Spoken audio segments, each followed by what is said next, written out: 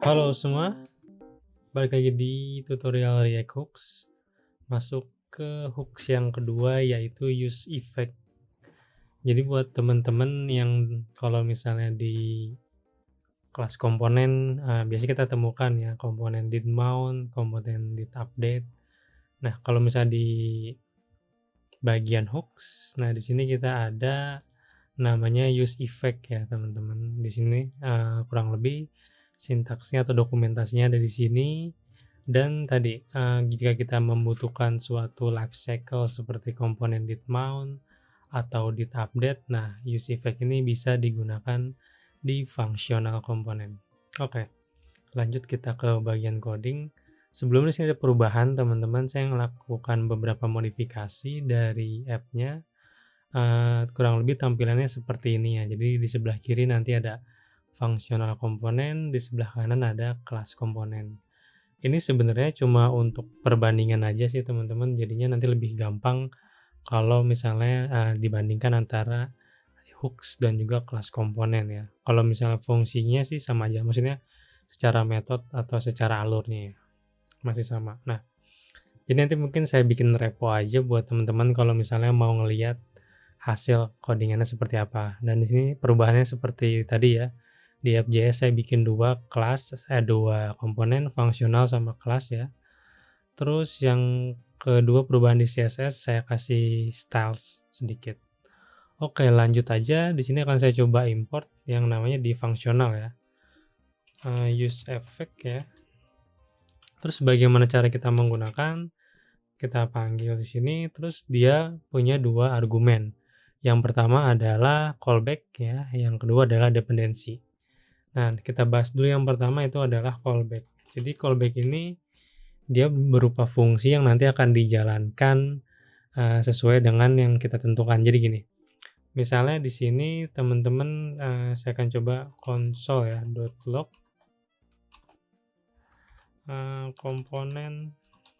komponen is rendered ya. Komponen telah dirender. Oke. Nah, kalau misalnya bentuknya seperti ini ya, tanpa kita pakai dependency list ya di keduanya, di argumen kedua, maka yang terjadi untuk fungsi yang kita masukkan, ini di sini sudah ada ya komponen render. Use effect ini jika bentuknya seperti ini ya, tanpa ada dependensi, maka console log ini akan dilakukan setiap rendering, ya kan? Jadi di sini akan saya coba ya, kita counternya kita tambahkan, maka di sini dia nge-trigger lagi console ya, ini jangan render deh. Komponen is mount ya. Oke, ya kan? Nah, seperti itu. Jadi fungsi ini akan menjalankan di setiap dia melakukan rendering ya, di state manapun berubah, di misalnya nanti teman-teman ada state yang kedua atau state yang ketiga. Nah, setiap ada perubahan pada salah satu state-nya atau yang lainnya juga berubah, maka use effect ini akan di-trigger ya kan. Jadi setiap perubahan. Nah, terus di sini gunanya buat apa? Sebenarnya tergantung kebutuhan teman-teman sih. Misalnya nanti dari counter ini atau dari perubahan state-nya mau dilakukan hal-hal tertentu juga bisa. Jadi di sini akan saya coba contohkan, misalnya kita pakai ketika state counter berubah, saya ingin membuat dokumen titelnya itu berubah sesuaikan dengan counter. Jadi dokumen .title ya. Terus kita kasih sama dengan Anda telah klik. Nah, kita kasih counter ya di sini. Jadi setiap nanti dia di render atau di mount ya, dia akan mengubah dokumen titelnya menjadi counter ya kan. Misal di sini kita coba nih, teman-teman sudah lihat ya, Anda telah klik 0 kali ya. 0 kali deh. 0 kali. Nah, seperti ini ya. Jadi Anda telah klik 0 kali, kalau misalnya kita add counter, maka yang di sini juga akan berubah ya titel si dokumennya gitu. 4, 5, 6. Di sini juga akan nge-trigger terus gitu. Jadi kalau kita pakai bentuk seperti ini tanpa dependency list ya, ini akan dilakukan setiap update state ya, dimanapun state itu berubah. Nah, Terus tadi penggunaannya tergantung teman-teman, intinya teman-teman bisa lakukan hal-hal di setiap dia render gitu kan. Oke, lanjut lagi di use effect yang kedua ya. Use effect tetap fungsinya sama, dan di sini akan saya coba masukkan dependency listnya, bentuknya itu adalah array kosong. Jadi untuk dependensi ini dia diberikan nilai sebuah array teman-teman, tidak bentuk string, tidak bentuk integer ya, dia langsung dikasih array ya, bukan objek juga. Nah, terus di sini gunanya buat apa? Jadi gini, misalnya di sini saya coba kasih ya komponen didMount ya, didMount, oke. Terus akan saya coba save dulu. Saya coba refresh. Di sini ada komponen isMount. Nah, ntar ini saya komen dulu. Lalu kita lihat lagi komponen didMount ya. Nah, komponen didMount ya kan. Saya coba save. Coba refresh. Nah, ini artinya apa? Ini artinya kita sudah membuat atau sudah mencoba membuat fungsi komponen didMount. Jadi pada kelas komponen ya, kalau misalnya di sini saya tambahkan ya komponen didMount dan saya console.log kelas komponen didMount, maka ini kan akan dieksekusi satu kali setelah komponen kelas ini di render, betul kan? Nah, yang dilakukan pada use effect dengan dependency array-nya 0 ya atau kosong, itu juga sama, dia akan melakukan sesuatu fungsi satu kali setelah dia setelah dia ini di render gitu. Kita lihat di sini ya. Nah, ini kelas komponen didMount. Oke, saya lengkapin dulu di sini. Fungsional komponen didMount ya. Sip. Seperti ini.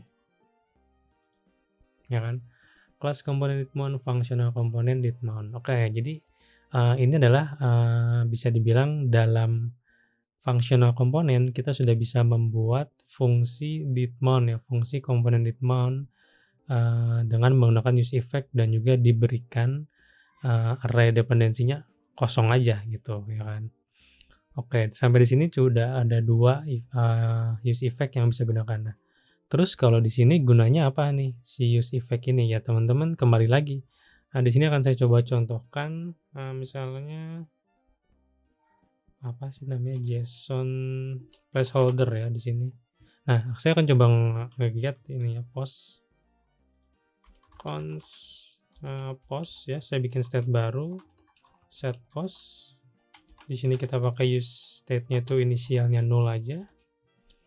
Nah, pada di sini saya akan coba bikin, kita akan fetch post ya. Misalnya const get post itu adalah kita panggil fungsi asynchronous. Terus di sini const fetch post ya. Kita pakai fungsi fetch URL-nya, oke. Fetch ch. Oke, di sini kita kasih await, ya kan. Terus di sini kita kasih JSON post ya. Berarti kan adalah fetch JSON .json ya. Kita await lagi, jangan lupa, karena ini dua-duanya sinkronus. Dan yang terakhir ketika udah di fetch itu kita masukin ke dalam set post ya. Set post JSON post, oke kan. Nah, di sini akan saya coba di use effect yang pertama akan kita lihat nilai dari post ya. Console post, oke. Ini akan saya coba komen dulu seperti ini ya. Nah, jangan lupa nih kita panggil di bawah seperti ini ya. Coba kita save, ya kan? Saya coba refresh dulu. Nah, di sini teman-teman bisa lihat bahwa ketika dijalankan atau ketika di render, functional komponen ini dengan use effect dengan dependensinya 0 ini atau 0 ya, kita sudah melakukan get post ya di saat pertama kali render. Udah itu aja. Nah, kalau misalnya kita rubah state-nya ya, state counter. Nah, di sini dia sebenarnya nggak akan nggak akan nge-fetch lagi si post-nya. Dia cuma hanya nge-console si array ini kan. Nah, karena di saat kita menggunakan use effect di sini, kita console setiap post. Jadi, intinya setiap use effect yang menggunakan array dependensinya kosong seperti ini, dia cuma akan dilakukan satu kali setelah si komponen di render. Nah, bentuk kegunaannya tadi bisa juga kita gunakan untuk get ke side effect untuk call API ya, nge-get data, terus juga dapetin data ke database, terus ke service lainnya, autentikasi juga gitu. Jadi lebih aman kalau teman-teman untuk nge-call API atau nge-call set effect ya, itu menggunakan setelah komponen di render pertama kali. Oke, nah selanjutnya itu bentuk ketiga bisa kita gunakan. Nah, ini akan menjelaskan fungsi si dependency array-nya apa. Saya akan coba bentuk ketiga ya. Nah, di sini sekali lagi untuk seperti halnya useState ya, use effect juga bisa digunakan beberapa kali nih teman-teman. Jadi nggak cuma sekali. Jadi teman-teman bisa memecahkan si use effect sesuai konteksnya gitu. Jadi tidak harus disatuin. Misalnya di sini ada komponen didmon, kita pasang fungsi 1, fungsi 2, fungsi 3 gitu kan. Misalnya call API API 1 misalkan. Terus yang kedua call API 2 gitu dan lain-lain. Nah, teman-teman bisa bebas menambahkan didmon atau use effect di functional komponen ya kan. Oke, next di bentuk ketiga dari use effect itu teman-teman di sini. Nah, kalau misalnya di dependency list ini saya kasih counter ya teman-teman ya. Terus di sini saya coba console dulu ya, console.log counter ya. Terus di sini berarti saya coba console state counter berubah ya. Yang post ini akan saya coba seperti ini dulu ya. Oke, sip. Seperti ini. Saya akan coba untuk kita lihat fungsi yang ketiga ya. Di sini ada console state counter berubah, sama di sini akan saya coba counter ya. Bentuknya objek aja. Sip. Kita coba refresh dulu teman-teman. Ya kan? Di sini ada kelas komponen didmon, functional didmon, terus state counter berubah ya. Berubah tuh berarti ini ketika pertama kali dia di render ya, masih nilainya 0. Ketika kita add counter, maka di sini akan nge-trigger lagi. Add counter, di-trigger lagi. Add counter, di-trigger lagi. Ini kepencet.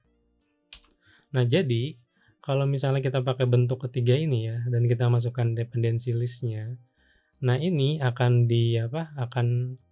dilakukan setiap suatu variabel yang dimasukkan di sini itu berubah. Dalam konteks ini, dalam kasus ini, saya nge-watch variabel counter yang mana state-nya berubah, dan setiap counter ini berubah, maka akan dilakukan fungsi yang ada di dalamnya. Jadi seperti itu. Contohnya misalnya di sini deh, di post ya. Saya masukin di post di sini. Nah, di sini akan saya coba console log post-nya ya. State post adalah gini deh. Sip. Nah, pertama kalau misalnya di post ini yang adalah ya. Dia nilainya 0, betul kan? 0 ya. Terus ketika kita membuat use effect di sini dan set post-nya berubah, dia nge-trigger lagi dengan nilai array-nya atau nilai post-nya udah array yang dari kita fetch tadi dari JSON itu ya kan. Nah, akan tetapi kalau misalnya kita add counter ya, 1. Nah, di sini dia tidak akan di-trigger lagi. Karena yang kita watch untuk dilakukan komponen didmon ya, untuk fungsi-fungsi setiap update hanya variabel post teman-teman gitu. Kalau tadi kan counter, sekarang post. Jadi balik lagi, dengan kita masukin sebuah variabel di dependency list ini, kita juga bisa nge-watch perubahannya. Jadi kita bisa lakukan step-step selanjutnya ketika memang si nilai ininya berubah ya, nilai yang ada di dalam ini. Dan terus kalau misalnya si dependency list ini kita masukin array-nya banyak ya, post dan counter. Nah, lagi-lagi berarti ini akan selalu ngerender ketika di post atau di counternya berubah. Misalnya seperti ini ya, saya akan coba konsol dua-duanya ya. Sebentar, di sini state yang berubah adalah oke. Coba refresh dulu ya, ini ada dua ya, seperti biasa ada post, ada counter, ini nilai awal, dan ini nilai yang kedua ya. Nah, di sini post udah nggak akan diupdate lagi ya, tapi saya akan nge-update counter. Nah, ini tetap di konsol kan, si counternya udah 2 tapi ininya tetap ya, si counternya 3, ininya udah tetap array aja. Nah, jadi itulah fungsi dari si use effect ini teman-teman ya. Oke, nah terus untuk bentuk ketiga ini fungsinya apa lagi? Ya bisa disesuaikan dengan kebutuhan teman-teman ya. Misalnya di sini saya akan coba kasih kondisi, misalnya if counter di bawah 10 gitu kan, console.log misalnya dia masuk level 1 ya kan. Oke, terus misal lagi saya mau kasih kondisi else if counter kurang dari 20 ya, kita console.log level 2, terus kita kasih bentuk else nya console.log level 3. Nah, ini akan saya coba komen dulu ya. Jadi kita refresh. Nah, ini level 1 kenapa? Karena si counternya tuh nilainya 0 ya kan. Terus kenapa ada 2 kali? Ingat bahwa di sini kita masukin post dan juga counter. Jadi post di sini udah mengalami perubahan kan karena adanya si use effect ini. Nah, saya akan coba hilangkan postnya hanya pakai counter. Coba kita refresh. Add counter ya, level 1 sampai 10 kan. Bentar. Lebih enak kalau kita konsol juga counternya ya.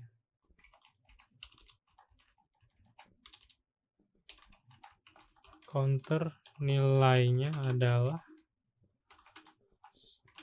seperti ini ya. Kita pertama levelnya nilainya 0 ya, betul ya. 1, ini level 1, masih level 1, level 1, 3, 4, 5, 6, sampai saya coba hilangkan sampai dengan 9, 10. Nah, 10 udah masuk ke level 2. Selanjutnya level 3 kan. Masuk lagi level 3 terus ya. Oke. Nah, jadi itu sih fungsinya teman-teman. Jadi di sini kalau misalnya kita masukin si dependency list-nya itu suatu variabel, maka dia akan nge-watch ya, nge-trigger ketika si counter nilainya berubah, maka ini akan di-trigger si use effect yang ini. Nah, terus di bagian dependency list ini nggak hanya state teman-teman. Misalnya nanti teman-teman masukin sesuatu, misalnya di props ini adalah misalnya level lah di sini kan. Nah, kita masukin levelnya di sini, maka setiap nilai level ini berubah ya, setiap nilai level ini berubah, maka dia akan nge-trigger nilai yang ada di sini ya kan. Coba akan di sini akan saya coba ya, const level ya, set level ini dari parent-nya ya, dari parent level, terus saya coba use state ya. Di sini levelnya itu adalah misalnya 1 deh, ya kan. Terus di sini saya masukin props-nya, levelnya itu sama dengan level. Terus saya kasih button di mana ya? Di sini mungkin ya. Button add level ya. Udah gitu di sini saya kasih event on click.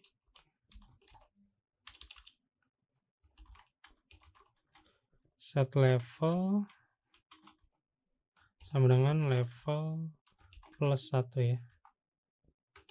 Oke, seperti ini ya. Terus di sini levelnya itu akan saya masukin sebagai props. Dan di sini akan saya coba counternya saya hapus dulu. Seperti ini ya, level.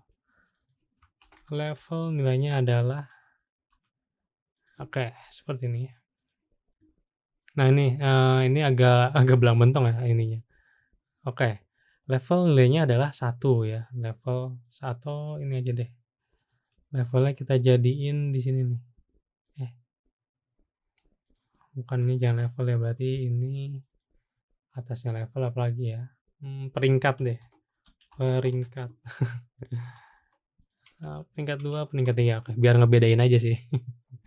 Oke, coba lagi ya, level 1, ini 1. Nah, kalau kita add level di sini ya, kan sebenarnya yang kita rubah adalah state yang level ada di app ya, yang menjadi props di fungsional app di sini ya, di level. Nah, di sini kita lihat ya, coba kita add level, saya refresh sekali lagi. Nah, ini berubah kan, di-trigger juga kan. Nah, level ini nilainya 5. Ini konsolnya berdasarkan use effect di sini, di mana dependensinya itu merupakan props-nya ya kan, bukan state-nya. Jadi bisa digunakan segala variabel yang ada di komponen ini untuk kita trigger ketika memang nilainya berubah gitu kan teman-teman. Nah, tadi untuk yang fungsi terakhir ini kita bisa samakan di kelas komponen itu dengan yang namanya komponen did update ya. Oke. Kan kalau did update sini dia akan nge-trigger segala fungsi yang ada di sini ketika state-nya salah satunya berubah ya, entah counter ataupun foods. Di sini akan saya coba misalnya console.log komponen kelas did update. Kita coba save ya. Nah, kelas komponen tuh yang ini ya, sorry. Kelas komponen itu yang ini ya, tuh kan kelas komponen did update, kelas komponen did update ya. Sip. Nah, jadi terkait use effect kita recap dulu. Di sini use effect kita bisa gunakan untuk event-event yang menghasilkan set effect ya, ataupun contohnya tuh kayak call web API, call authentication service, terus juga bisa kayak event listener ya teman-teman, juga bisa kita ngasih event listener, misalnya kayak window add event listener ya kan, misalnya on scroll gitu kan, on scroll, terus nanti kita kasih yang lain-lainnya gitu kan, handlingnya. Nah, itu juga bisa kita masukin di use effect ini. Intinya use effect ini adalah hal yang aman ketika memang komponen sudah di-render. Di sini ada 3 bentuk. Yang pertama itu dilakukan setiap di-render ya, setiap ada perubahan state dari post ataupun counter atau dari state manapun. Bentuk kedua ini dilakukan ketika pertama kali rendering ya, pertama kali hanya sekali, setara dengan komponen did mount. Dan bentuk ketiga ini kita masukin dependensinya sesuai yang kita butuhkan untuk kita watch, dan nanti akan di-trigger komponen did update lah, akan di-trigger fungsi-fungsi di dalamnya selama si nilai yang ada di dependensi list ini itu berubah, dan kita bisa masukkan sebanyak apapun, ada mau kita nambahin 3, mau nambahin jadi 4 dan lain-lain itu bisa. Nah, intinya selama ini berubah, maka ini akan di-trigger ya. Oke teman-teman, terkait terkait use effect ya, yang kita bisa gunakan hooks-nya untuk banyak keperluan ya, yang kita bisa setarakan dengan komponen did mount dan komponen did update. Cukup sekian dulu, mudah-mudahan bisa dipahami. Terima kasih dan semoga bermanfaat.